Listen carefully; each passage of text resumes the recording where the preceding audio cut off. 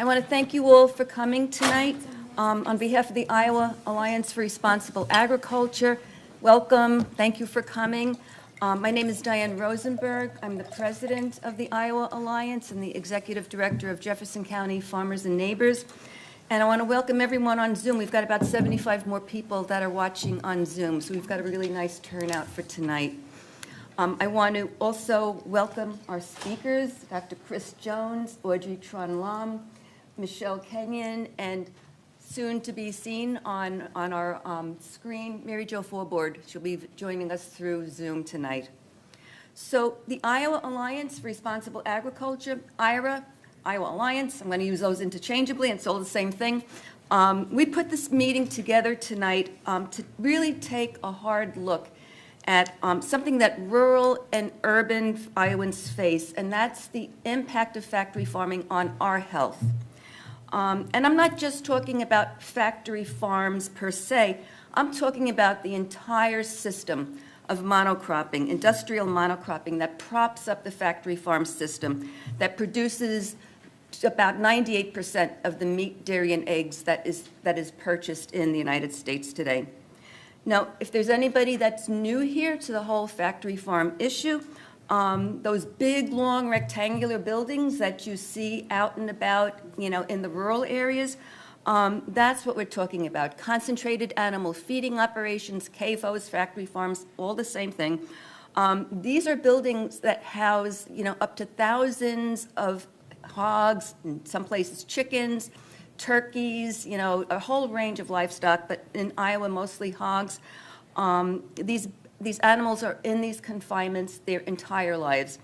And, the system is not only inhumane, but it creates a lot of toxic waste that's not healthy for people or anybody, or the animals or anyone.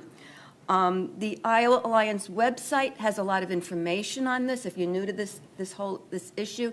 And you can find us more information on our website at iowaresponsibleagriculture.org. So IHR was formed 10 years ago. We just had our 10th year anniversary. And we came together because we wanted to fight for a more environmentally just system. We're a coalition of nearly 30 community, state, and national organizations, all working to create this environmentally just system. We advocate for a factory farm moratorium. We support responsible, respectful, and regenerative agriculture. Agriculture that doesn't harm people, it doesn't harm the animals, and it doesn't harm the planet. Now, Iowa, admittedly, is a tough state for people who care about responsible, respectful, and regenerative agriculture. Big Ag is really powerful. It has long tentacles into the Iowa State House. It pulls in both Republicans and Democrats. This is a bipartisan problem. This is a bipartisan problem, a program too, a bipartisan problem that should not be, thought one party or another. I mean, we have to look at this as a whole. But 63% of Iowans support a factory farm moratorium. We Iowans are concerned about our water quality. We Iowans are concerned about the alarming rise in cancer rates in the state. And there's a whole lot more of us that oppose this kind of agriculture than those who support it and practice it. And IHR is working to harness that energy, to bring that together, to really work toward eventually transforming our industrial agriculture system into a healthy food production system. Now, it's this concern about Iowa's high cancer rates that prompted the Iowa Alliance to invite our panel of speakers here tonight. In February, the Iowa Cancer Registry issued its 2024 report. It found Iowa has the second highest rate of new cancer cases in the country and the fastest rising incidence of cancer in the nation. And what was being blamed? Binge drinking. Now, that's very curious, given that much of the state is devoted to industrial agriculture. It's home to 13,000 factory farms, mostly hogs. We've got about 25 million of them. 70% of Iowa is in crops. Most of that is corn and soybean crops, and those are bathed in pesticides, herbicides, and fungicides. Half of our waterways are polluted, and that only half of those it's only half of the waterways that are even tested every 2 years. So half of what's tested is polluted. We have over 12,000 private wells that have nitrate levels that are dangerous to human health. A third of Iowa's cities and towns are susceptible to nitrate and other pollutant contamination. So I'm just guessing that the culprit might be more than binge drinking. And our speakers here tonight, we have experts in water quality, nitrate consumption on the physical body, agrochemical exposure. They're going to help us understand that there's a lot more to Iowa's high cancer rates than drinking. And we're also going to see that we have alternatives, ways to access healthier, safer foods than what's produced in our industrial system. And access to that will grow that whole system. So we're going to start now. After our speakers complete their presentations, we're going to open it up to your questions. If you're on Zoom, please put your questions in the Q&A box, not the chat, so we can easily see them. And we'll get to as many as we can. So first, we're going to start with how our agricultural pollutants even wind up in Iowa's waterways and why we have some of the dirtiest waters in this nation. So our first speaker is Dr. Chris Jones. He's a retired research engineer from IIHR-Hydroscience and Engineering at the University of Iowa. He's the former manager of the Iowa Water Quality Information System, IQUIS, which provides very real-time monitoring and reporting on water quality data, so he's very aware of the impact that agriculture has on our waterways. He's also the author of the popular book and the very eye-opening book, The Swine Republic, Struggles with the Truth About Agriculture and Water Quality. He speaks all around the state. He's become a fearless advocate, and has been for years, a fearless advocate for protecting our waterways and how agricultural practices need to change. So, Chris, I'm really glad you're here tonight, and I want to welcome you to the stage.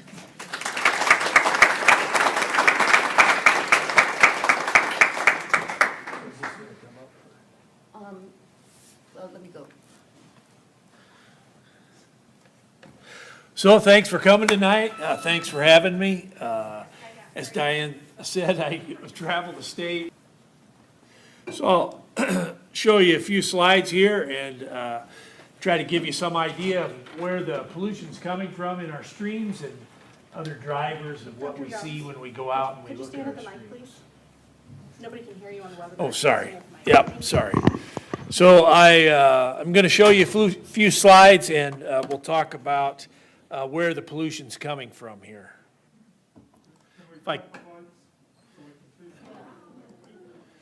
So there I am. I have a Substack if you're interested in it, where I write about these topics. There's my book, and so I invite you to check that out. And so I like to impress upon people that our water quality is intimately connected to the geological history here in Iowa.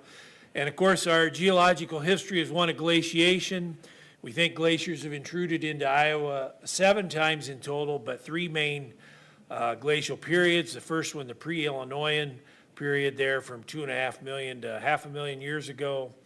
The Illinoisan period, where ice edged into southeast Iowa there, 300,000 to 130,000 years ago. And then the Wisconsin Glacier, which came down into north central Iowa from Minnesota. And this is the one we talk about a lot, and which has really affected water quality, especially in north central Iowa. I think everybody knows prior to settlement, most of our land looked like this. We had about 20% of it in wetlands, about 70% in prairie, and about 5% in oak savanna. And of course, that's all gone now, we know.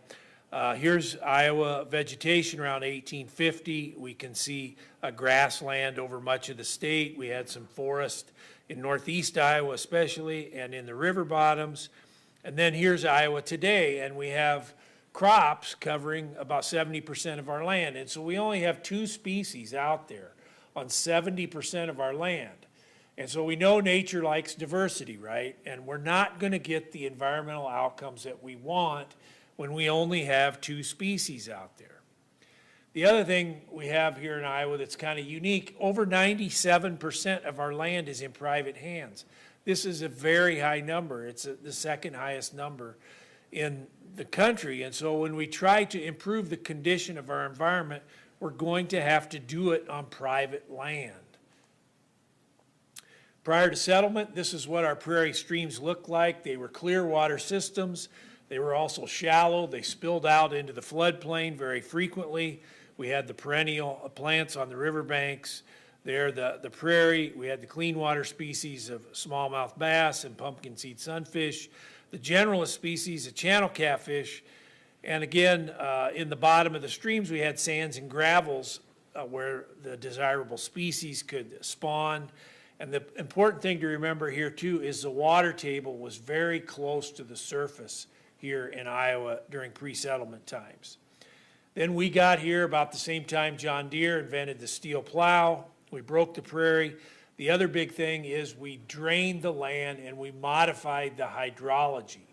And so it's not just what we're using on the land that's impairing the water, you know, the pesticides, the fertilizers, the herbicides. It's also that we've modified the hydrology so radically. And so one of the big things is we drained the land. You can see the lower left there, the guys putting in the old clay field tiles. That's in Boone County, west of Ames, around 1910. Those tile sections were put down with gaps in between each one to allow water to seep in. Then the water discharged out to these trapezoidal ditches that we built with the steam shovels. And so there you can see one of those in the upper right. That's over by Ames. And so we've lowered the water table 4 feet all over Iowa. That's had consequences for our water quality. We continue to tile now. This is a good time of year to go out and drive around and see farmers tiling. You see these big spools of black plastic tile, pervious pipe out in the fields. That's a tile plow that's pulled behind a tractor. And so tile is the primary delivery mechanism for nitrate from farm fields to the stream network, okay?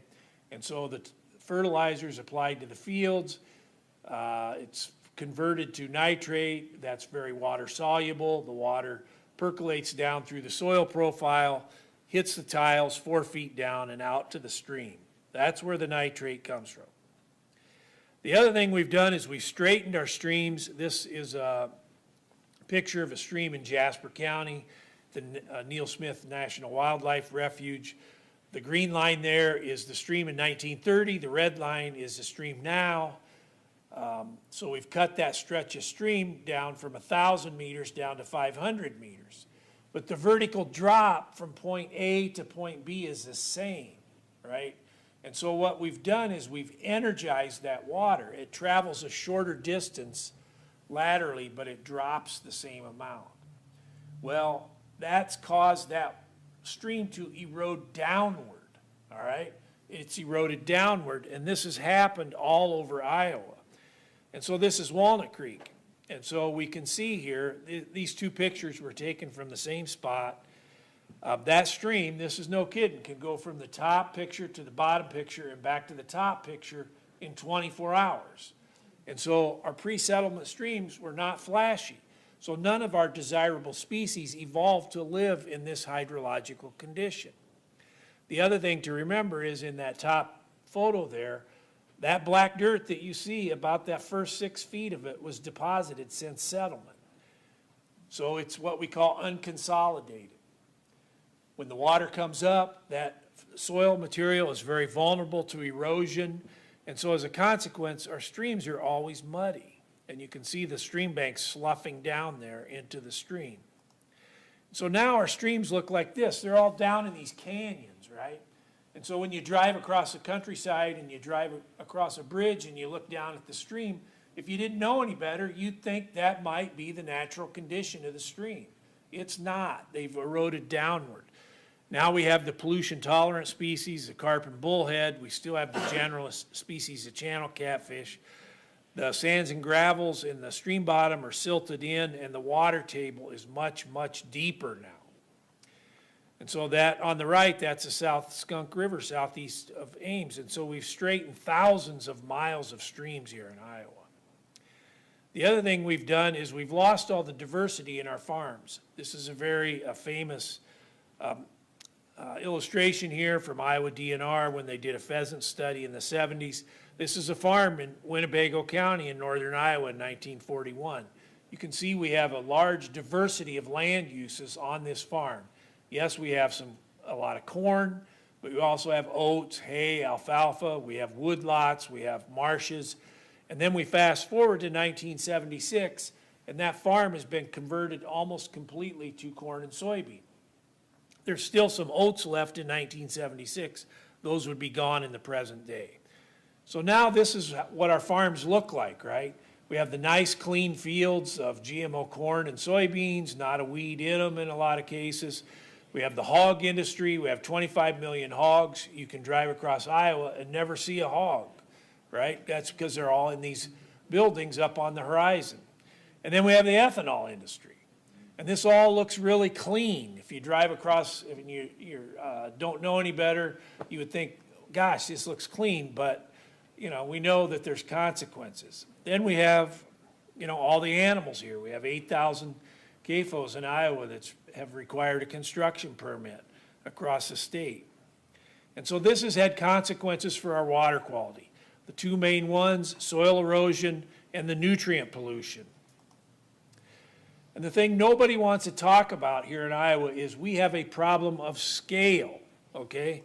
We have 70% of our land in corn and soy. We have 11,000 square miles of our land that's used for ethanol, to grow corn for ethanol. So we have 99 counties. Imagine an area of land the size of 20 counties. That's how much we've committed to ethanol production. We have 25 million hogs. We still have a sizable beef industry, 80 million laying chickens. This is probably down to about 60 million now because of bird flu and other things. 5 million turkeys, 4 million broiler chickens, and 240,000 dairy cattle. So we have a huge scale of production here. This is an intensity of production like nowhere else on earth.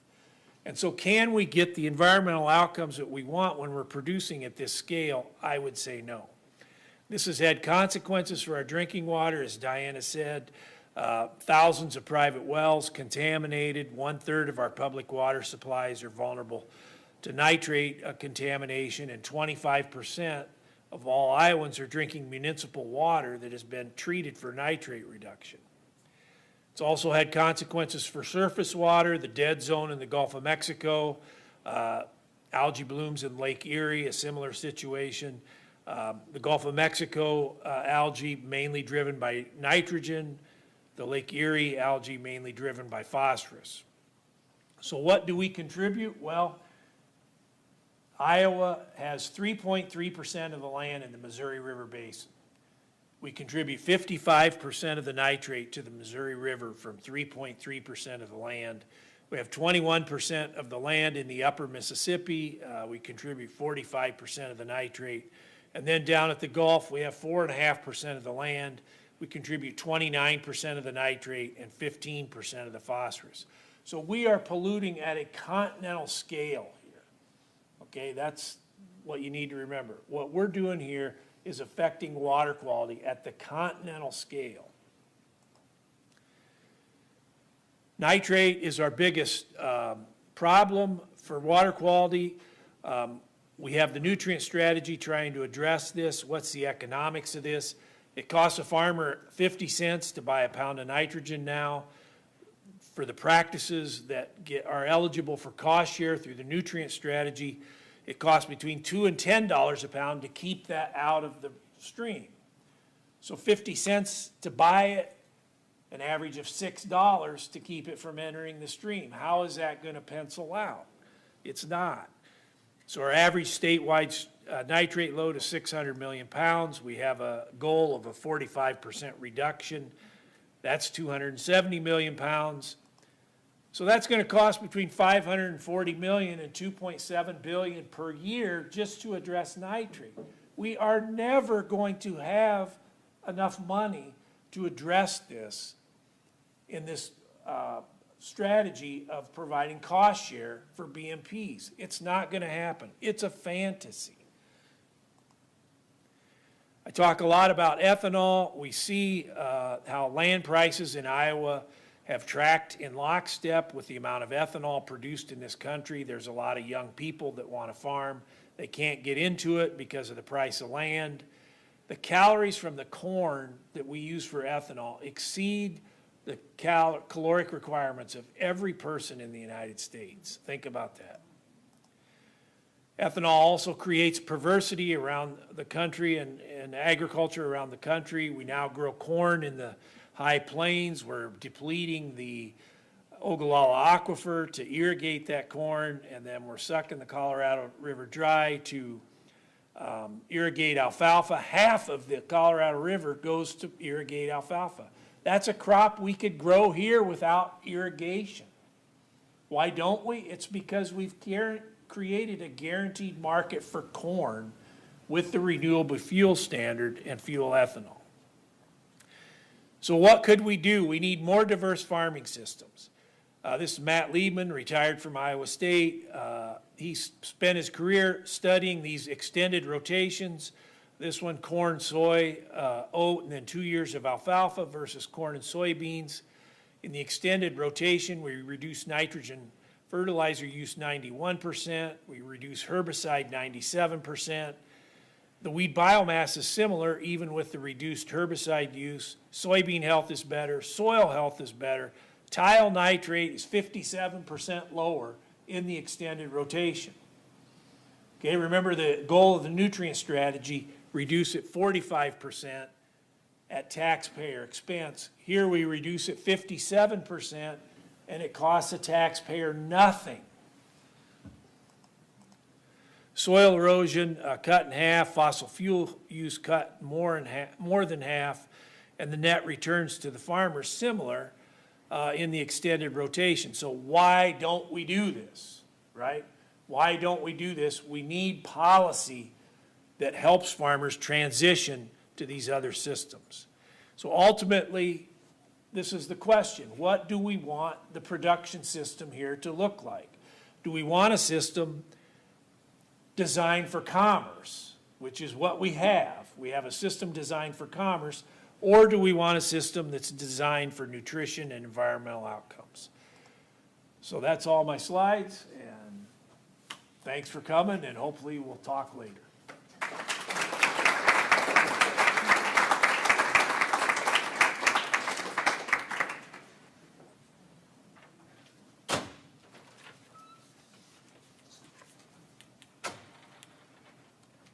Where am I pulling up next? Audrey's. Okay.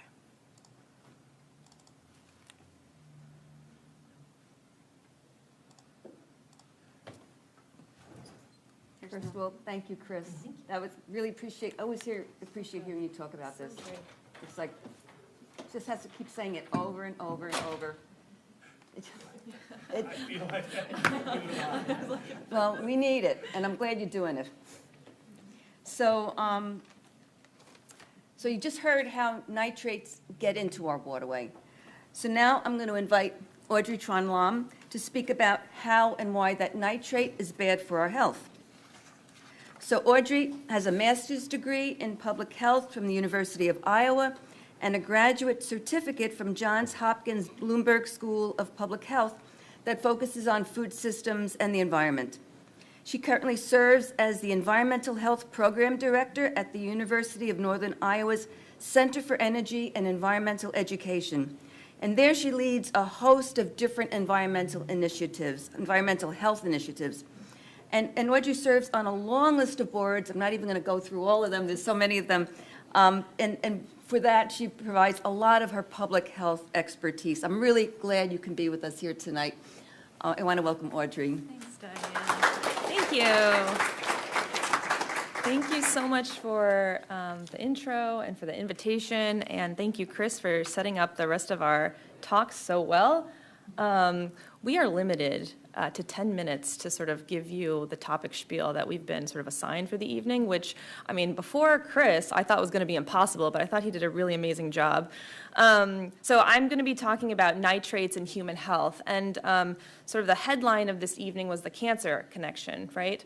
I always like to offer just like a short disclaimer before jumping into a talk that dovetails so closely to a topic that's so important to Iowa right now, and that is, I'm not a cancer expert. My expertise, my education is in environmental health and in population health. I'm really, really interested in the overlap of ecological sustainability, human health, and how that is sort of layered in the Midwest by agriculture and toxic chemical application exposure. So that's sort of like my happy place nexus and sort of where I'm coming from this evening. So I do think a lot about pesticides, and I hope we get a chance to talk a little bit about that later too. But I'm going to try to give an overview relatively quickly on nitrates.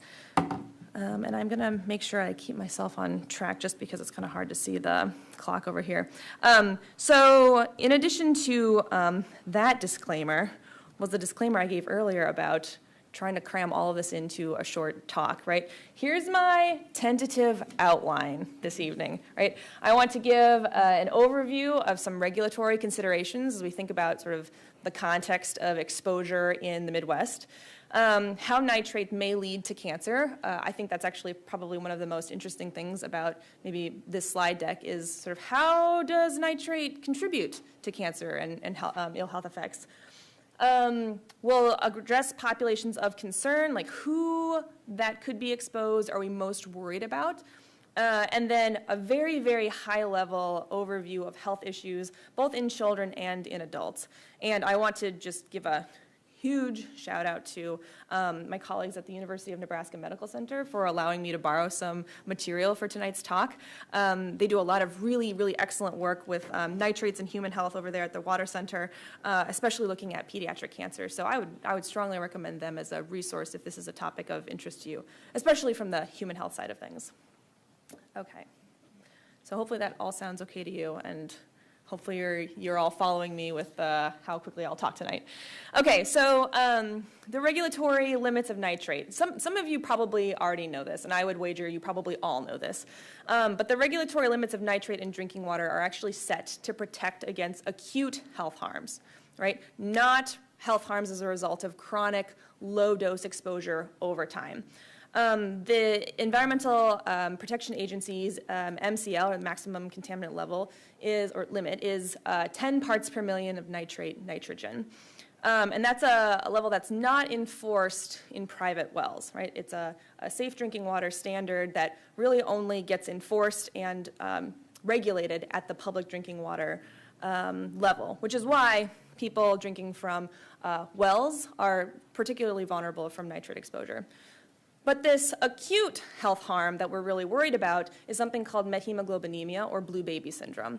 So babies that are 6 months old or younger that are formula fed using tap water that may have high levels of nitrates are at risk of having their sort of the oxygen that's sort of supposed to hang on to the hemoglobin in the blood, having that displaced by the nitrates. And so these babies won't be able to really oxygenate tissues very well, and they literally turn blue. So that's blue baby syndrome.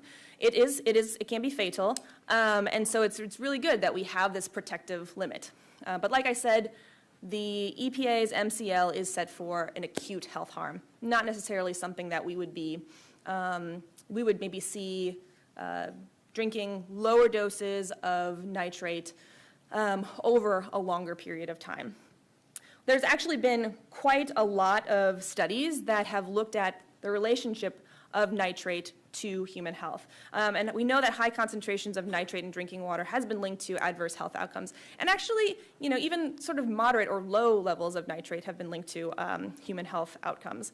The strongest links in the literature are sort of lumped into the acute and the chronic.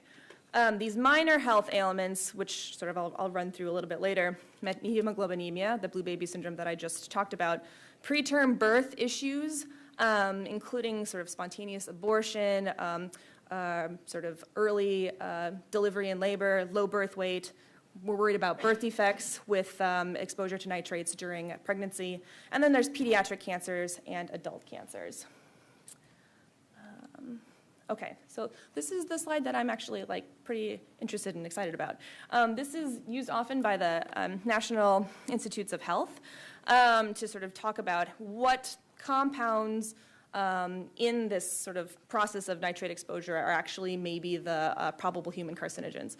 So some of you may not know this, but nitrate isn't actually the thing that we're worried about with the cancer link. It's sort of the transformation products that are worrisome.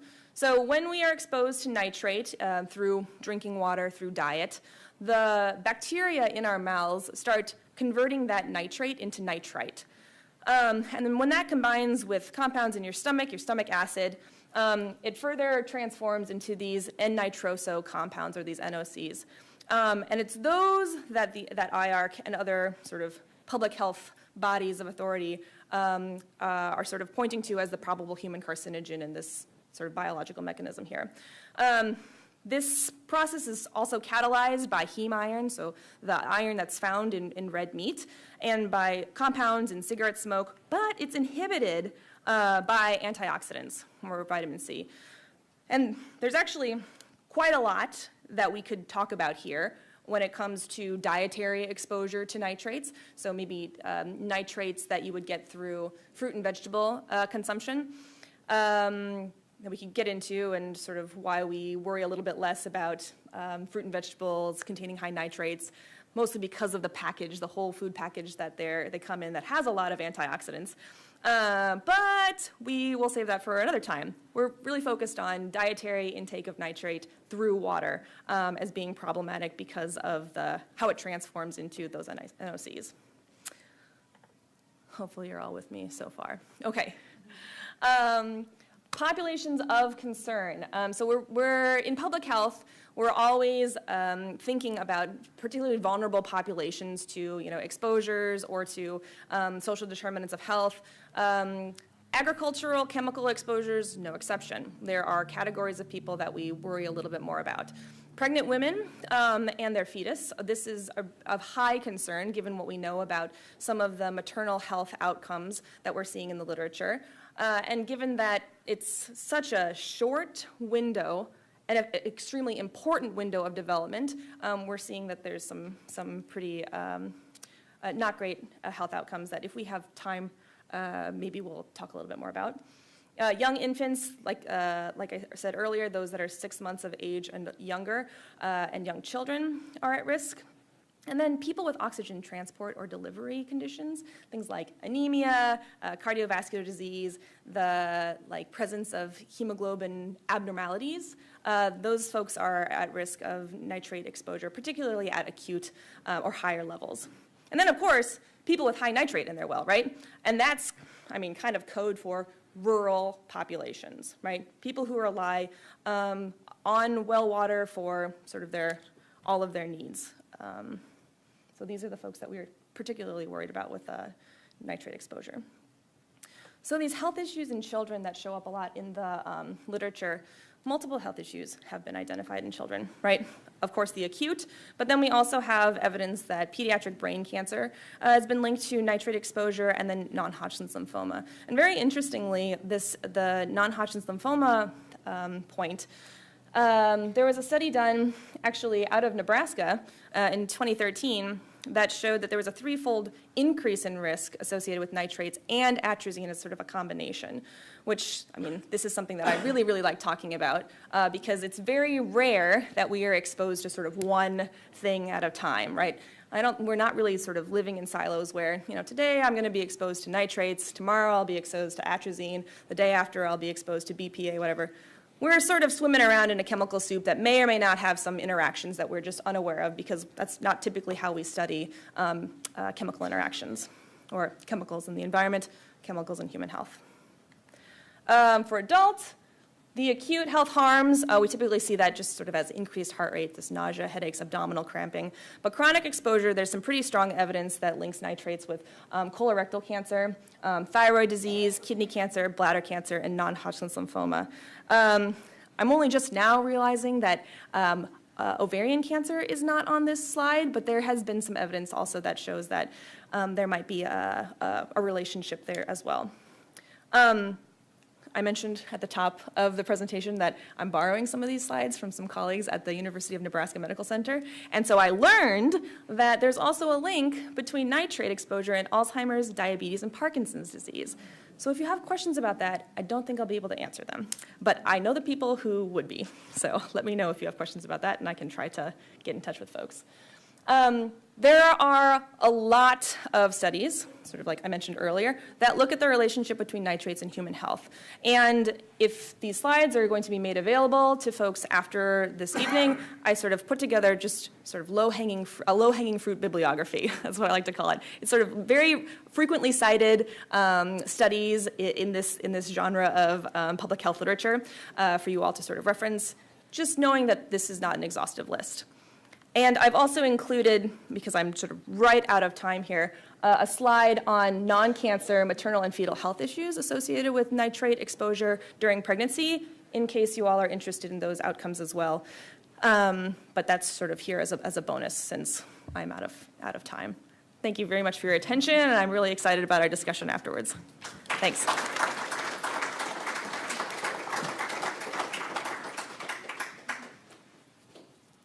Thank you, Audrey. And this meeting is being recorded, so though that information will be available. And if anybody is interested in getting the slides themselves, let us know at the Iowa Alliance, info@iowa responsibleagriculture.org. And you're going to be getting an email from us anyway with the link to the recording, so, we'll stay in touch with all of that. Well, first of all, Audrey, thank you. That was really exactly what we needed to hear, to understand how nitrates are impacting us. And I appreciate that whole long list of studies you've got on there. I think that'll be really good for us to reference. Now, unfortunately, nitrates aren't the only threat to our health. And we've invited Mary Jo Forboard. She's going to be joining us right here via Zoom. From Prairie Horizons, her family farm in western Minnesota. Mary Jo is a registered dietitian and fifth-generation farmer. She works to promote a deep understanding of the connections between health, soil, nourishing food, clean water, and healthy people. She's got a background in healthcare and community nutrition. She was the executive director of the Sustainable Farming Association and also worked as health eating coordinator at the University of Minnesota at Morris. So Mary Jo, thank you so much for being here with us tonight, and I'm going to turn it over to you. Thank you. Hello, Iowa, and everyone online. It's nice to be with you. You've heard a lot of evidence this evening. I have a degree in science, and I want to tell you something that you don't often hear in science or maybe take seriously.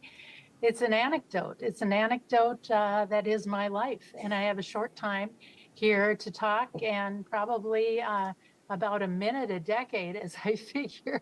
So I'm going to get started, and I'm going to tell you a little bit of my story, and you can probably weave some of the evidence in and out of this story because it may be a story that's quite common in farm country. I was born into a farm family in the 1950s. Everyone in our family of 7 had some kind of responsibility on the farm. It was just a given that the farm needed to feed the family and feed the animals and grow the crops and haul some of those cash crops to town to the elevator sell for living expenses. Life was outdoors. It was in the garden and in the fields and often in the kitchen, cooking and processing food for a large family, for work crew dinners. And then, as I remember my earliest days, the Shakopee Creek, this cool, gigantic cottonwood oasis that was just a short dash away from the farmhouse, clear, cold, flowing water, abundant fish, And then my earliest memory was of our farm flooding, 1957. The farm was underwater, our animals became sick. I remember it being a time of tension and sadness. And not long after, the Shakopee Creek was dredged and deepened and channelized. All the cottonwood trees, the gigantic trees, were felled, and my dad was one of the first ones to tile in. Now we could predictably get a crop from what had been an intermittent wetland. Life was good. In the 1960s, I attended the same one-room country school that my dad and grandpa had attended, along with a dozen or so neighbor kids who traveled the same gravel road to and from school, the same 12 kids and the same teacher for 6 years. We had a telephone at the school, and that's where the news came that President Kennedy had been assassinated. We watched his funeral on television, which was the new technology of the day. Farming had become globalized with ever more pressure on exports to feed the world from our breadbasket, from our riches, from our Great Plains in the USA. But before the decade was out, my brothers had been drafted to the Vietnam War, and a river in Ohio had caught fire 14 times. And that caught enough attention of enough people that the first Earth Day was launched. I remember the 70s as being a time of civil rights and women's rights, everything from Kent State to Watergate. And for me, a ray of hope for better days ahead, for peace and for health. The Senate Select Committee on Nutrition and Human Needs had released the first dietary goals for the United States that were shifting the dietary guidance from getting enough nutrients to avoiding too much foods that could lead to chronic disease. This is when I became a registered dietitian to unleash the power of nutrition and food to prevent disease, and the whole country seemed energized to do it. I didn't think my farm upbringing really had that much to do with it. The land went to women and not to men. My connection to the land would have been severed forever. And I perhaps wouldn't have even missed it because at the time, farming was a pretty much male thing to do. And further, it had sort of this aura that you did it if you couldn't do anything else. You had to get an education to get out, especially females. Well, surprise, the 1980s came and I married a farmer. And 5 years later, we bought the 480-acre dairy farm he grew up on, 20 miles from the farm where I grew up. We worked as hard as dairy farmers do and paid for the farm with the milk checks. We're proud of the product that we produced and how we produced it. And we fought the advent of biotechnology into farming, which was known as bovine growth hormone. But farmers, even organic farmers, were persuaded by the industry that if they didn't support this technology, those clueless consumers that you have to feed anyway would be standing on your neck and thwarting every new technology that is coming down the pike. It worked. Sound familiar? We're up to the 1990s, which is a very pivotal time for us when we nearly lost our unvaccinated herd of dairy cattle to an airborne virus. After a fairly slow recovery, we opted to take the advice of nearly everyone we trusted in the industry, namely, just do whatever you can to increase your production because the price of commodity milk is volatile and lots of times below the cost of production. Our veterinarian and our bovine nutritionist assured us we were only hurting ourselves by not adopting this technology as most, maybe a third of the farmers had that were already on the milk truck.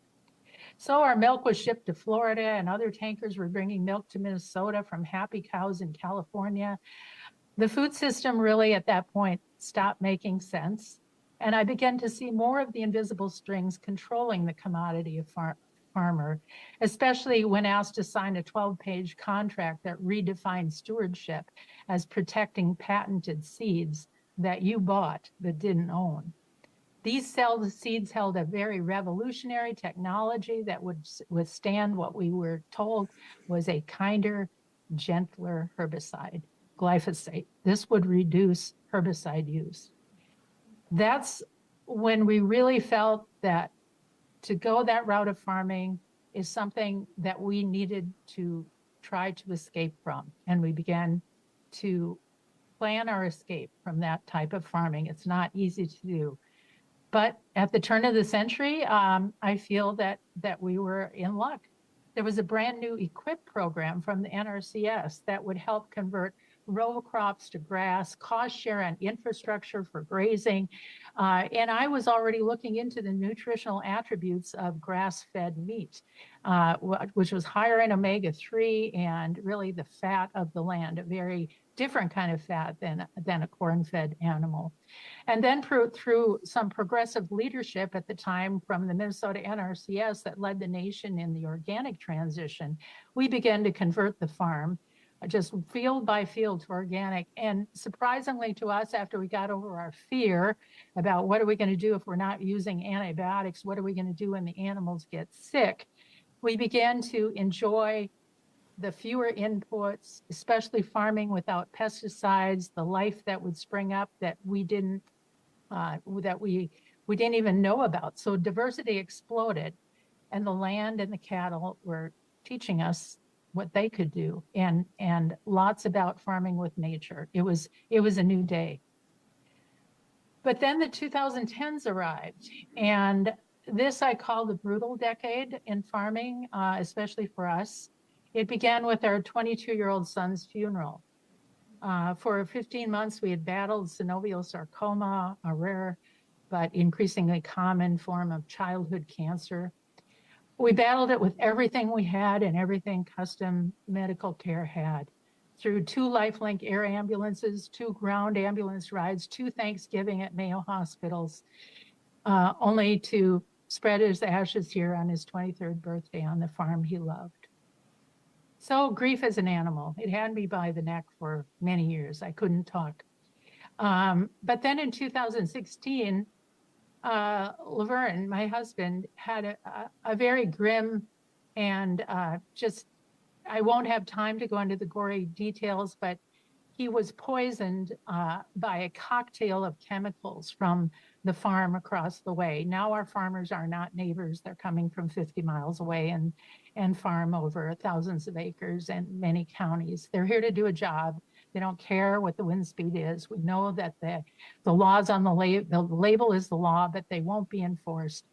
And the upshot is it's okay to lay huge piling rotted corpses of turkeys that have been euthanized during the avian flu and not at all composted, and spread the bedding that it contains insecticides so that it goes across our organic acres. We learned during that there is no medical crosswalk from the agricultural chemicals to toxification in the ER is usually related to an overdose and not farm chemicals for most doctors. So we learned there is no crosswalk, and our regulatory systems that are supposed to protect us do not and will not. The good news is that my brother is a Hodgkin's lymphoma survivor. My sister is a salivary gland cancer survivor, and my other brother is a non-Hodgkin's lymphoma survivor. I am not a cancer expert, but I feel like it. The 2020s, we all remember COVID hitting, and for me, I was working on campus when it shut down, and I became a frontline worker and manager at the county food shelf that closed because its volunteers were of the age group that were said to, not be able to survive COVID. We had lots to do in flipping the food shelf, and that's when 45 years of a dietetics career, that was kind of my capstone project, where indeed our food system does not make sense. It makes profits for some, especially for multinational ag suppliers. And here on the farm in the 2020s, we have the infrastructure for rotational grazing. And if you're familiar with the Conservation Security Program, it's a 5-year contract for whole farm management for ecological and restorative farming. After 3 contracts, 15 years of conservation, we have walked the gangplank of farm programs. There's nothing for us. So the only thing that we are supporting is the other side of the fence, which is killing everything but what the seed dealer owns, the supplier of the seeds that the farmer doesn't own. So that's our competition, and you're paying for that, and so are we. So we've accumulated these environmental benefits, and now it's up to us to maintain them on our own through our own subsidies. But in the meantime, we are subsidizing pollution, soil erosion, and monoculture, you and I, through crop insurance and other annual subsidies, mainly for corn and beans. They dominate, they rule, and back at the Shakopee Creek, CAFOs are proliferating and expanding. The Shakopee Creek is the most impaired tributary to the Chippewa River, which flows into the Minnesota River, which flows into the Mississippi, and likely coming to a tap near you. At least you may have municipal water treatment. Well owners, you're on your own completely.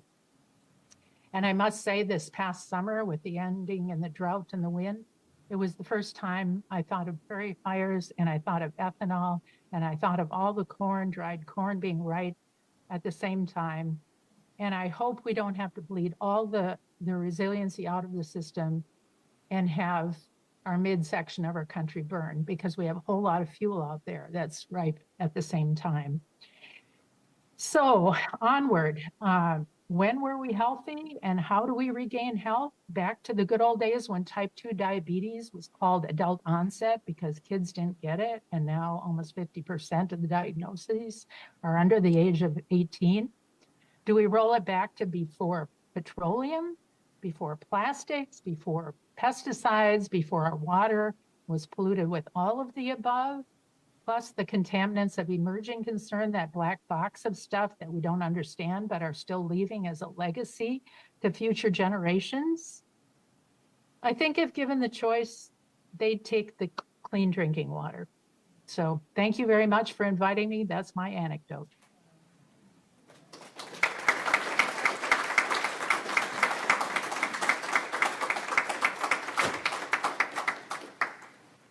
Thank you, Mary Jo. That's a really moving story, and it's a sad story, and it's a sad story about our agricultural system that we live in right now. And I look forward to the day when we can really start to turn this around, because this is not the way we should be living. So, you know, so far we understand that we have water quality issues. We understand, we've heard why, you know, nitrates and agricultural chemicals are bad for our health. What we haven't really understood, in some ways, is why the Iowa State Legislature doesn't do something about this. You know, why the Iowa Legislature doesn't protect the health and well-being of Iowans, you know, and that includes farmers, you know. So to address this, I'm going to give this back to Chris Jones, who's got a very intimate understanding of why things are not changing for the better yet in Iowa. Hang on, that one's muted. I didn't know you were gonna, there you go. Well, I think the reason things don't change, it's complicated, right? And I think at the base level, it's because we don't demand that they change as citizens. And, you know, we can blame the politicians, we can blame one or other of the political parties, but the truth of the matter is the population here in Iowa has tolerated this for a long time.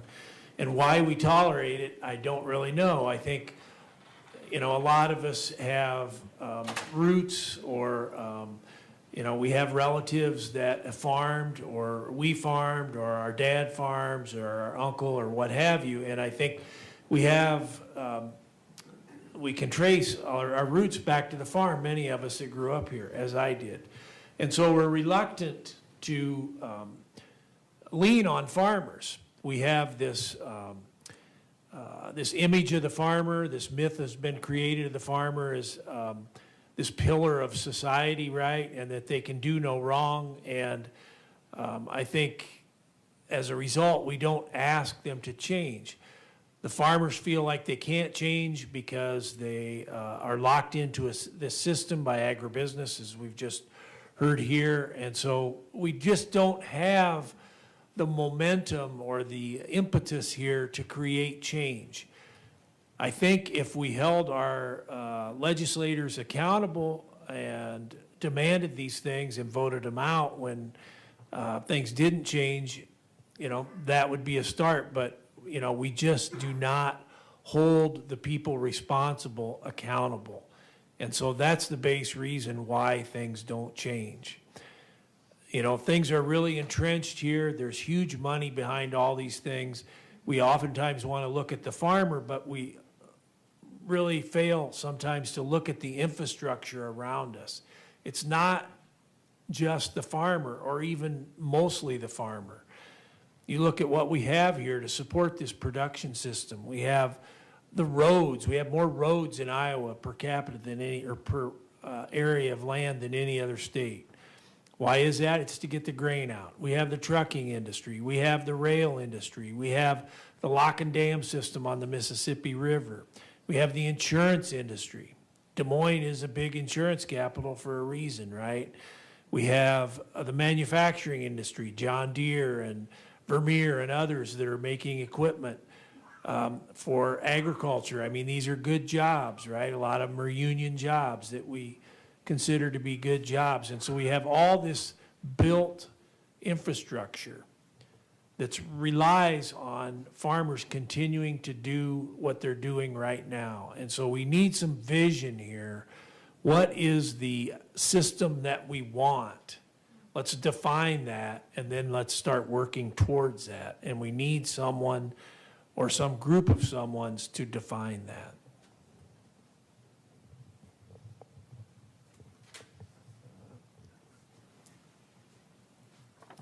Thank you, Chris. And that's the hope, working with the Iowa Alliance, working with other organizations in the state, working together to really put that together and really, energize people, and that's the whole goal of meetings like this and different actions that we can take. It's to energize people, because I think people are kind of, I think people have accepted what they shouldn't be accepting, and that it's up to us to help change that. And that's why I want to really thank you and everyone for being here, because this is what we're trying to do, get that energy in so we can make these changes start to happen. So, I'm going to take a little different turn right now. Obviously things aren't ideal, with how we're practicing agriculture in Iowa and beyond. But there are steps that we can take to protect ourselves and our loved ones. And one of the ways is to locate and eat responsibly raised, clean food. And not only is that healthier for us, but what it does is it supports and helps to grow a healthier local foods system in Iowa. And so our next speaker, Michelle Kenyon, is going to tell us kind of how we can get there, how we can do that, and what we can do right now. Michelle is the executive director of Field to Family. And Field to Family is a comprehensive regional food hub and market. It has partnerships with producers, institutions, and community members in the area here. It's really a great resource for people in the Iowa City and surrounding areas. Michelle has organized several different initiatives at Field to Family, including a farm-to-school program and an online farmers markets. And she's going to talk to us tonight about how to access healthy foods through food hubs, CSAs, farmers markets, and other avenues. So Michelle, thank you for coming and sharing with us tonight. Thank you, Diane. Hi, Dolly. Sure, by the way. Thanks. I didn't have a chance to put yours over, so that's your flash drive there, and you can navigate to your. Oh, it's not there. Is this That's not fine. your flash drive? Yes, it is my flash drive, but the file isn't there. If you could click on Kingston there. Okay. Oh, there it is.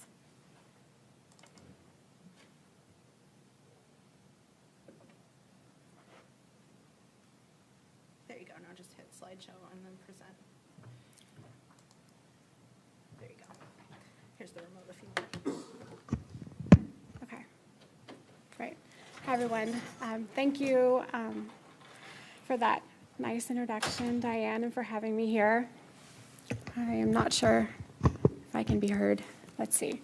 I'm a little shook right now that this has been incredibly informative panel discussion. I live in a bubble. I'll tell you that.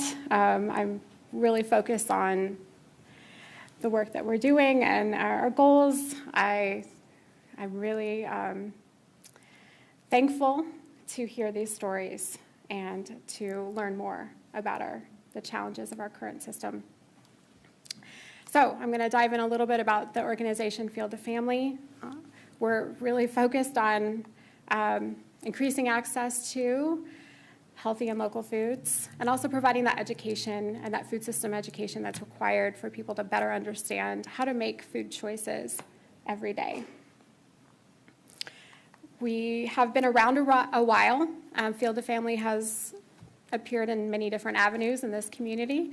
We started off as a food festival, celebrating local food and the culinary excellence of our chefs.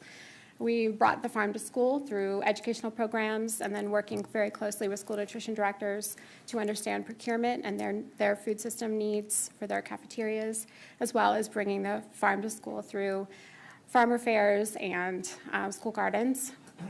And then we also were a local chapter of Buy Fresh, Buy Local, where we promoted local food, local farms, and all the places you can get it. And then ultimately, we worked with the county. Johnson County launched a food policy council back in 2012, and we did a comprehensive analysis of our food system and our biggest challenges and what were some of the gaps. And we identified several gaps, and what climbed to the top was the need for more of a wholesale availability of local food. Because with our Farm to School chapter, we were working to procure local for the school system, but at the time, the school was serving 6,000. This one school district here, Iowa City Community Schools, they were serving 6,000 kids a day. So for local to get into that kitchen, well, we needed more local food availability. So our goal was to scale up, but we also, the infrastructure wasn't there for it, right? So we knew we had to build the infrastructure.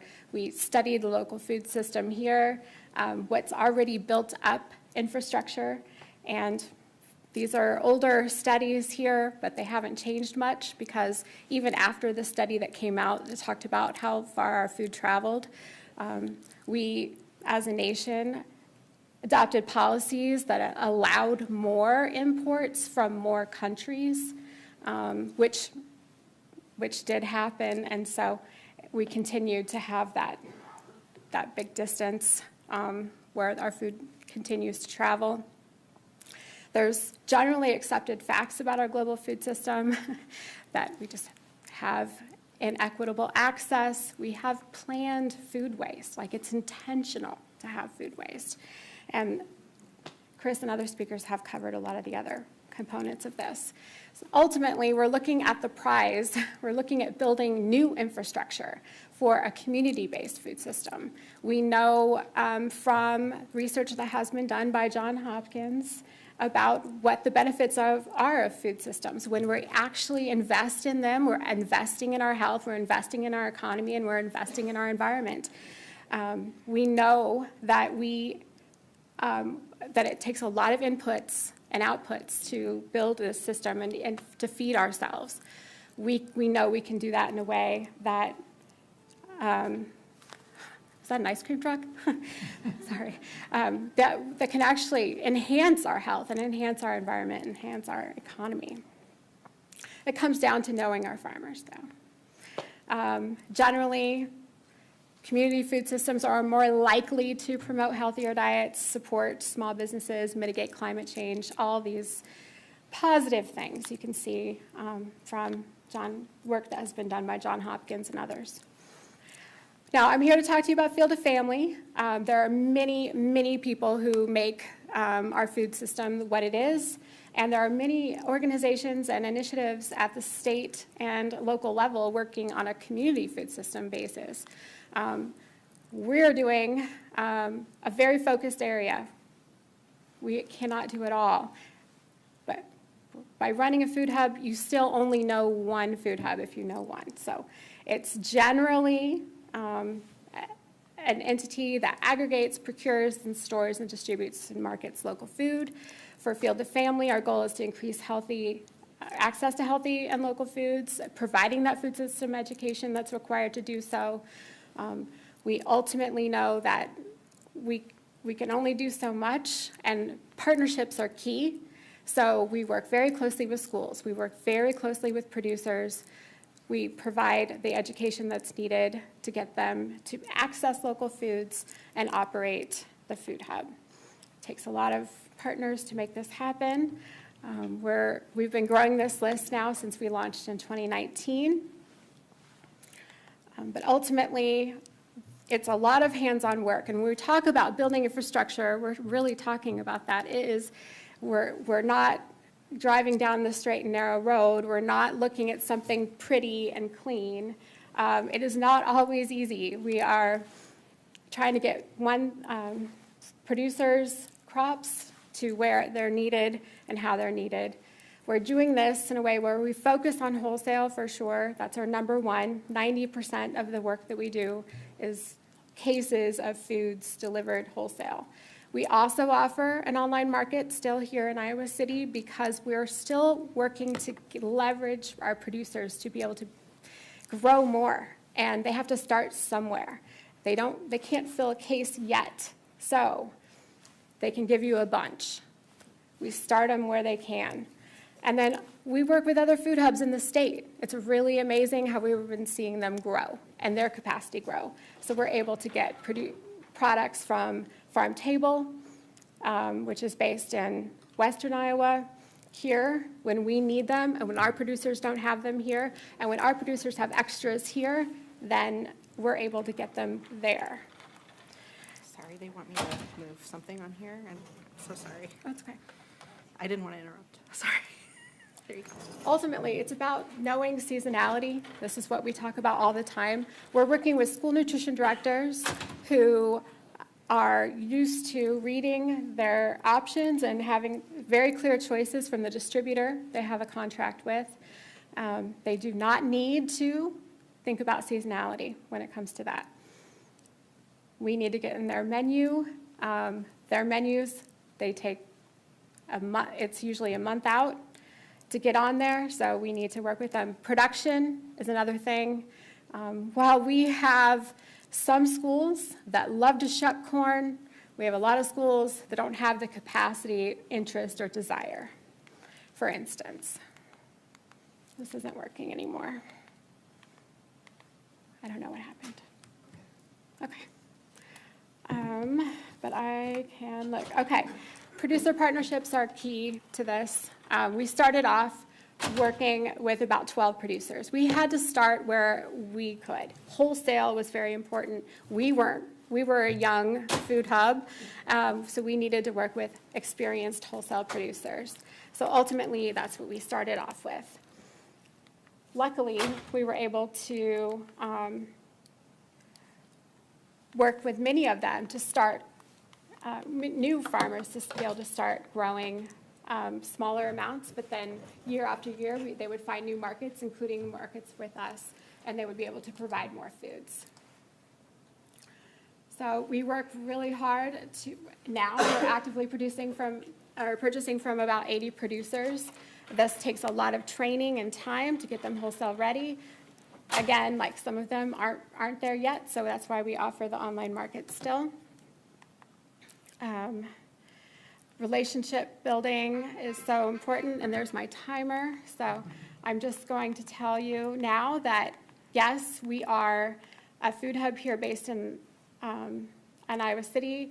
We serve a lot of different institutions now, over 20 counties, which has been a game changer for our organization. We've had to level up our infrastructure, our storage. We're bursting at the seams. We need more food storage. But ultimately, it's been an amazing experience to be able to work with 36 school nutrition directors, 24 food access agencies, and then, of course, we still have regular, restaurants and caterers that are looking for us. And what we provide is mostly produce, 51%. But ultimately, it's about the access to and education for. We have more information available. You can order from Field to Family in multiple languages. And then we also want to get the word out that, hey, we are one access point. We know we are not perfect. We may not be able to get you what you need. Most people go to the grocery store for their food. So when you do go to the grocery store, look for the signage. Ask their definition of local. Think seasonal also. What's in season, what's out. Direct from producers, CSAs, and farmers markets are amazing here. And choose them first when you can. If you can access them, we have a great farmers market, so does Cedar Rapids. And then agritourism is still growing here. It's amazing. It's a great opportunity. So there's a couple links to find these access points, and then there's a couple more events coming up. In fact, there's a happy hour tomorrow, Lone Tree, on local foods. So anyway, this is more, please connect with us. We are always looking for help on our advisory council. But that's my time. Thank you so much.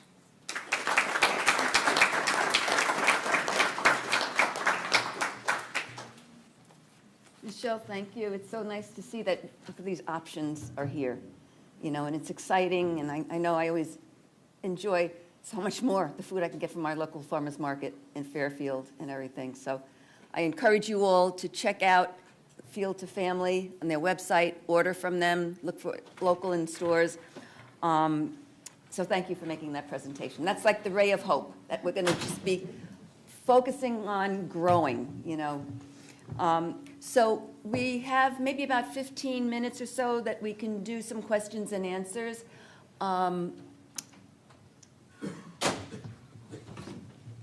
Do you have the mic?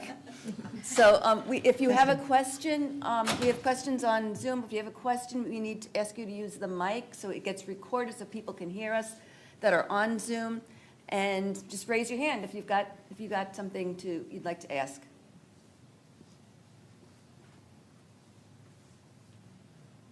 How do each one of you on the panel feel about Senator Grassley, our long-serving senator in Iowa, and perhaps you might comment on Joni Ernst, the other senator. How do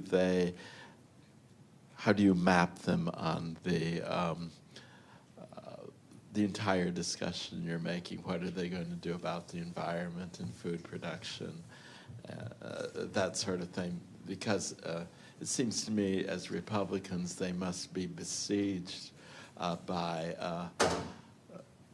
agribusiness lobbyists, because they would, as Republicans, might be seen to be more business friendly. Well, I'll say that Grassley supported wind energy here in Iowa. That's good. When Joni Ernst ran for the Senate the first time, there were some doubts whether she was for ethanol. And if you remember, the Iowa corn growers actually endorsed Bruce Braley against her, the Democrat, when she ran the first time. So now I think she's come around, right, and supports all that stuff. But the thing I want to impress upon people is that this system that we have is bipartisan, right? It is bipartisan. So we have Sherrod Brown, although he got beat, probably the most liberal member of the U.S. Senate, other than maybe Bernie. He was an ethanol guy. Sherrod Brown was an ethanol guy. Amy Klobuchar in Minnesota, she's very much pro-ethanol. And so we have people in Congress that are perceived as liberal that are really much in support of the current production system. And that's why it's entrenched and it's so difficult to dislodge it. I feel like, Chris, that was a very good answer. And it feels like a safe answer, you know? It isn't very, it is a bipartisan system, right? And I think that we would have surprising individuals in favor of surprising things just based on political party. So I think we need to sort of expand sort of what it means to be civically engaged and how critically think about what health looks like in Iowa, what the landscape looks like in Iowa, and kind of go from there. Let me take one from our online visitors. Obesity is considered a high risk for some cancers. How can this be related to the ag-related causes? Could you repeat that one more time? Sure. Obesity is considered a high risk for some cancers. How can this be related to ag-related causes? I feel like this might be a local foods question, almost. I mean, one of the really shocking statistics to me is that, you know, like upwards of 86% of food that comes into Iowa is not grown here, right? So we've got this locally produced problem. We have sort of the scale that Chris talked about, conspiring to make sort of like not a really amazing food environment for Iowans. And so, I mean, I really think that this plays a large part to sort of the overall baseline population of Iowa, like where our food comes from, what our agricultural system looks like locally. I'm not quite sure how to get more specific than that right now, just sort of with the time that we have this evening, but food, farming, agriculture, agricultural chemicals, pesticide treadmill, these are all issues related to public health and definitely influence, I think, downstream health outcomes on a population level. So I'm sorry if that's an unsatisfying answer.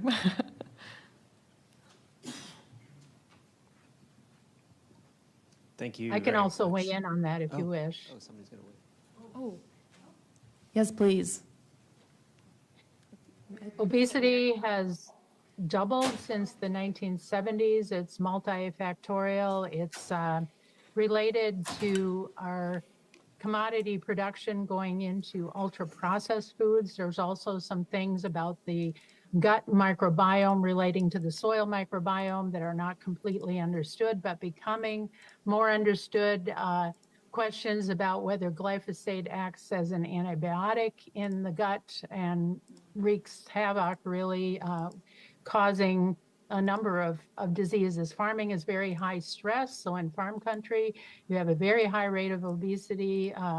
Mental health is a huge issue, and lack of exercise because much of farming has been mechanized. So I think it's multifactorial and certainly not turning a corner for anybody, for men, for women, for children, for, we need to get a handle on a number of things, but it starts with commodity crops being turned into ultra-processed foods and perhaps some gut and brain types of connections.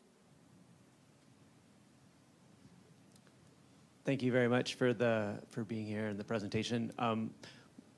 We heard earlier about the report about Iowa cancer rates going up and binge drinking or alcohol consumption being explained as one of the reasons. Can you say more about like why that why are you skeptical of that? Who's doing that research? What's the science behind that? And why is that not a satisfactory explanation? Is there something more that we need to understand about like why that was identified as kind of like one of the primary drivers for the increase in cancer rates and why we should be skeptical of that? I feel like you're looking at me, but if there any panelists want to take a stab at that first, I'd be more than happy to let you. You look like you're thinking, Chris, so I'll let you maybe. Well, it's coming from the Iowa Cancer Institute, which is here at the University of Iowa.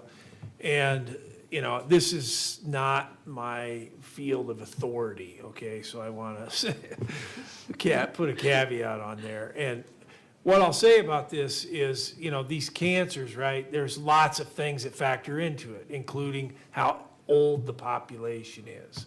And so you might have certain areas of the state where the population is more elderly than others. There's those sorts of things. There's the behaviors, obviously. And so if there are other drivers out there, like binge drinking or age or smoking or exposure to the sun or whatever. That does not mean we shouldn't reduce exposure from these things that we know are a risk to human health, right? And so these personal behaviors that we have, it's really hard to change those sorts of things, you know, through policy. If there's a lot of binge drinking, well, what policy do you come up with to reduce that? It's difficult. Is it difficult to come up with a policy that reduces the exposure of nitrate in drinking water? No, it is not. It's not difficult to do that. And so where we can develop policy that reduces exposures, we should do that. I like to think about cancer sort of in this multifactorial way as well, right? There are, I think, some things that are considered like low-hanging fruit that we can sort of act on, and it feels very approachable. Especially at an individual level, I think there are some recommendations. Stop smoking, for example. It's one that public health really likes to latch onto because it's something that's pretty easy to wrap your head around, cause and effect, right? When it comes to environmental factors, there are so many things that contribute to whether or not a disease develops layered on top of your genetics, layered on top of sort of, you know, the chemical soup that I referenced earlier that we're sort of swimming in. So I think that, like, based on the data that we have in Iowa, there are these, like, areas in which we notice that Iowans are sort of, like, could use some work in. Maybe binge drinking is one of those things, right? We do know, though, that we have some other things of major concern that even if we are waiting for that 100% certainty, right, that may never come, even though evidence is mounting saying that this looks like it's problematic on a population scale, that it's just sort of like, you know, more or less approachable to make certain recommendations, if that sort of makes sense. Yeah. That's a really good question. That's a really good question. Okay. First of all, a comment that this viewer appreciates us serving water in glass bottles, in glass mason jars. And then let's do a question on the Farm Bill. Farm Bill would appear to be an opportunity for input. What are your suggestions? What do we need to ask federal officials to do? Well, in 1985, we got conservation compliance in the Farm Bill, and that required farmers that were cropping on highly erodible land to develop a soil conservation plan if they wanted to participate in the federal farm programs. If they didn't do that, then they weren't eligible for crop subsidies. We know that worked. It reduced soil erosion on these acres, and we know that it improved water clarity in Iowa streams. Why can't we do conservation compliance for nutrients? That is our big problem here, nutrient pollution. That's the nitrate in the water that we think is causing the cancer. And so if a farmer's going to be eligible for publicly subsidized crop insurance, why can't we make that farmer have some conservation compliance on nutrients, just like we did for the soil conservation plans in the 1985 Farm Bill? I think we could incentivize for what we want instead of what we don't want. If we want clean water, that should be incentivized. If we want good health, that should be incentivized. If we don't want soil erosion, that should be incentivized or even penalized if need be. But we can't incentivize what we don't want. Our system is not based on health, and what I hear is that we want better health, and I have always believed that, but we're really going to have to stop rearranging the deck chairs on the Titanic and really start to steer the Titanic as I see it. Monoculture is a Titanic away from that, and that's toward diversity. That's toward a concentration on locally, regionally produced foods in the face of climate change. It's having more farmers, more diverse farmers, perhaps not larger operations, and then not co-opting the conservation programs, because I've noticed with the conservation security program, there's no practices left for someone like us. The practices and all the big money has been taken up with methane digesters of a scale that fits a mega dairy. So it's one thing to start a program with good intentions. It's quite another thing to make it continue to give you the outcomes and incentives that you want. But I think that's what we need to decide on is what do we want out of our food system? If we're not getting it, then we need to incentivize what we want and not what we don't want. Great. Thank you so much. First of all, Chris, I wanted to say I get your Substack, and I always both look forward to it and dread it, and sort of at the same time. So, but thank you so much. So a lot of what we're talking about here is big system change and multiple systems. And so, you know, we can vote differently, we can spend our money differently, but how do we get so many people that we know in our lives who are maybe, they're kind of interested, they know a little, but they just can't quite be bothered to go the next step? Any thoughts on that to help move some of these things forward? Yeah, well, I want to thank you, Jen. It's a good question. I'll tell you, I grew up in a household where we really had a lot of trust in grocery stores. Whatever was available was safe. So go get whatever you want. They also didn't have a lot of experience eating fresh food. And so when I was able to take them out to the field, clip off from some freshly grown asparagus, put it in my mouth, put it in their hands, and put it in their mouth, they were shocked at what I did, but then amazed by the taste. This is how we try to do it. We try to taste fresh, taste it right from the ground. It is different. We're used to something else. We're used to something shelf stable. Some apples have been picked a year before we've gotten them, the opportunity to try them. We grow, our system is based on the large scale, so we grow that way and distribute that way. So finding that good recipe with that good fresh food is one idea, but also letting them know, if they don't already know, that not everything's safe to eat in the grocery store.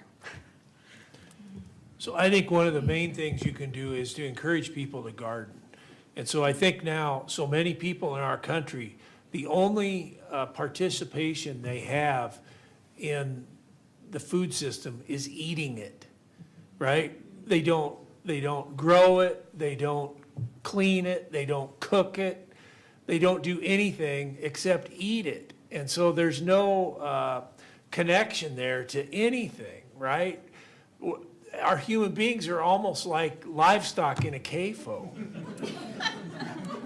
I mean, seriously, think about it. They're just there to eat. They just sit there and eat.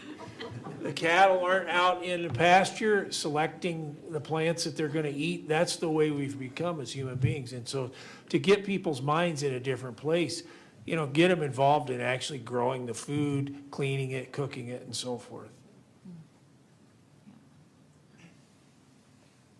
I'd second that idea of not accepting the role of consumer 100%. Any way you need to get on board, whether it's strolling the farmer's market for the first time, chatting a farmer, finding out what's produced locally, somehow get inside the producer, what's going on between producers and consumers, wherever you are, and then try your hand at becoming a producer of something that you can trade or be a part of. Most people, when they do start to work toward local foods and relationship types of marketing and becoming interdependent on each other, don't go back to the impersonal sort of, reminds me of a whole bunch of vacuum cleaners, you know, the consumer role. Don't accept that role in its entirety. Get out of it in some way or another, even however small and incremental that change might be.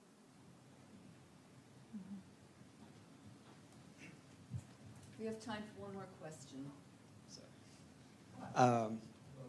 Two more? Three more? Well, so my question is mostly for Chris. You mentioned the 1985 Farm Bill and how we need conservation compliance for nutrients.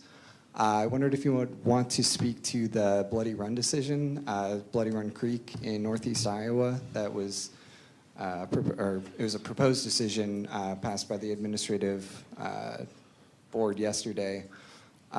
So about that specifically, and then also the DNR's role in regulating big ag more generally. So, you know, if you didn't hear, the administrative law judge found for the plaintiffs in a petition asking DNR to not renew the water use permit up at Bloody Run Creek, the Supreme Beef cattle operation. And it's in Iowa code that DNR should consider things such as water quality when they decide to approve or deny these water use permits, water withdrawal permits.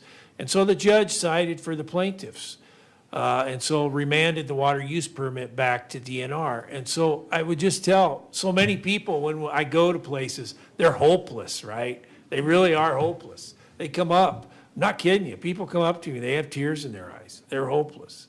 I'm not kidding you on that. And so it's not hopeless. It's not hopeless. We have to demand better. We have to be armed with data, with real data, when we approach these people in authority, people in the regulatory agencies. As far as DNR in general, you know, DNR has been captured by the industry for a long time now.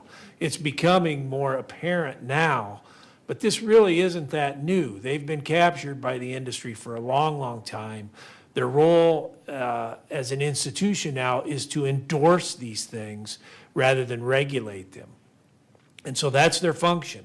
They put the endorsement on it, and they're good. And so we see these local governing bodies, especially like county supervisors, really just falling back on the idea, oh, that's not our responsibility, DNR will take care of it.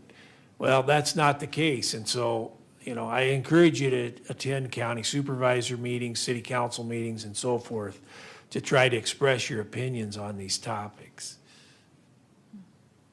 Diane, we had three others that had their hands up. Should we? Well, we have to be out by 9 o'clock, so, and it's, yeah, It's so 8:30. we have one more quick presentation, and then maybe you can ask afterward, you know, you can come up to our speakers and ask them.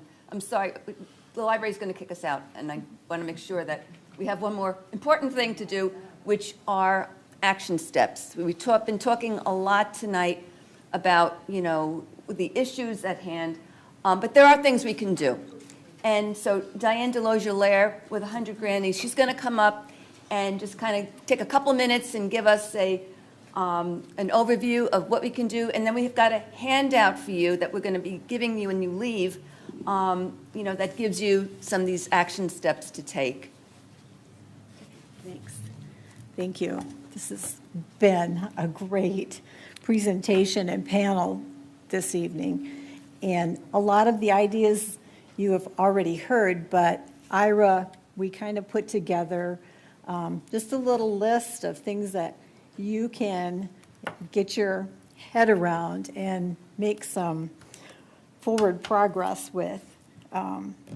Sometimes we have to do things that aren't comfortable, and the more uncomfortable we are, it seems like there's better results. We feel we get better at it. Okay, advocate for better water quality, of course. Urge your legislators to support the Clean Water for Iowa Act. It is HF 2354. These are very important to know about. The bill helps to protect waterways by requiring medium and large factory farms to have EPA Clean Water Act permits to monitor for waste released into waterways and to reduce pollution discharges.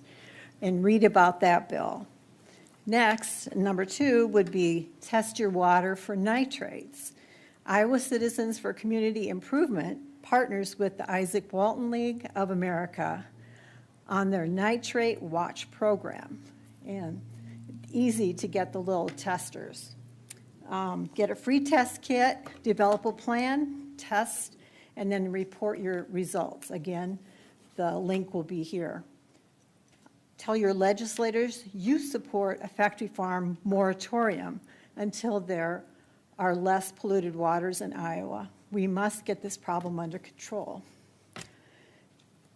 Next one is demand agrochemical company accountability.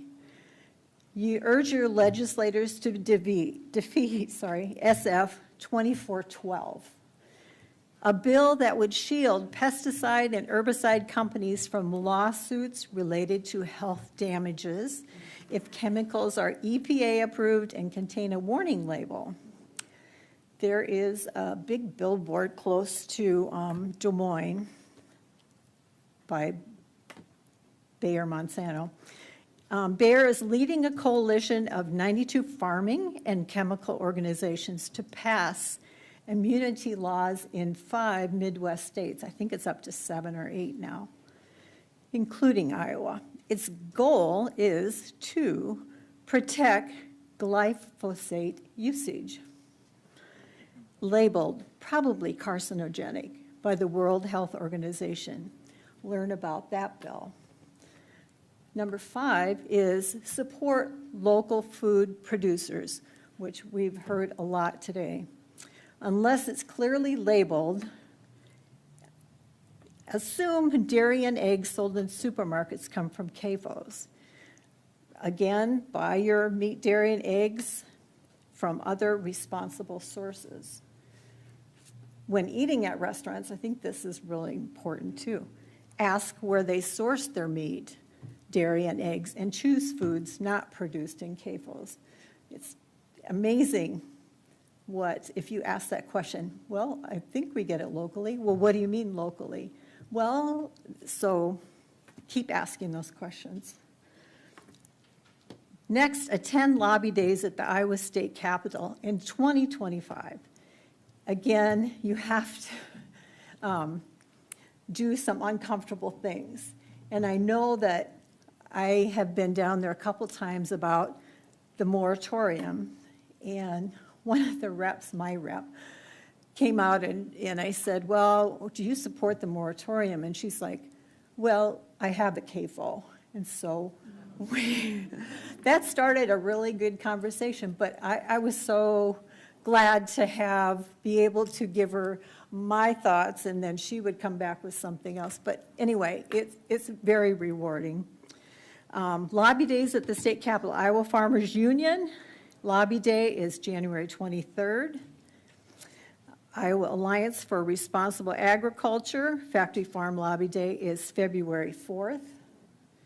Clean Water Day of Action, February 10th. And Iowa Citizens for Community Improvement Lobby Day is February 20th. So those are some of the things that we are advocating for now. And if anybody the panel has some additions. Anybody have any extra? Did you have a question? Hey, I think we really need to address some hallowed myths we have to really turn this around. One of the biggest ones is we're talking about food, but it comes down to we're talking about meat. We don't need to eat meat to survive. And it sets up a whole animal-human divide that affects our souls, it affects the health of the country, the planet. I mean, I grew up in Iowa, northeast Iowa, just a normal guy. I got really scared, taken to a packing plant when I was in the 7th grade. Luckily, I ran out the side door. I was a fast runner, and the coach didn't grab me by the neck and drag me back in there. But we're turning Iowa into a cesspool. And why? The other myth is we have some kind of democracy. And this recent election should show us, once again, we don't have a democracy. Because it only works if everybody takes part.